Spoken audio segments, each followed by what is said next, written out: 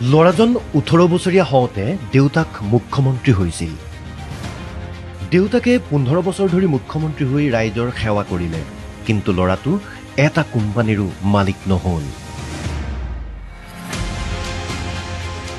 ল'ৰাজনৰ নাম গৌৰৱ গগৈ আৰু ল'ৰাজন তৰুণ গগৈৰ পুত্ৰ। দেউতাকৰ পোছাকযোৰ বগা আছিল, মনটো আছিল শুভ্ৰ। এই শুভ্ৰতাৰ আঁৰত অৱদান আছিল ল'ৰাটোৰ মাকৰো।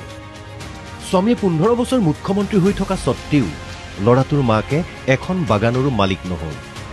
বনাব নোৱাৰিলে বহু কোটি টকীয়া ৰিজৰ্ট, খুলিব নোৱাৰিলে ইটোৰ পিছত সিটো চেনেল, কিনিব নোৱাৰিলে কাকত, হ'ব নোৱাৰিলে মিডিয়া বেৰন।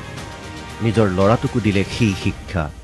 ল'ৰাটোৰ নাম গৌৰৱ গগৈ, ল'ৰাজন তৰুণ গগৈৰ পুত্ৰ।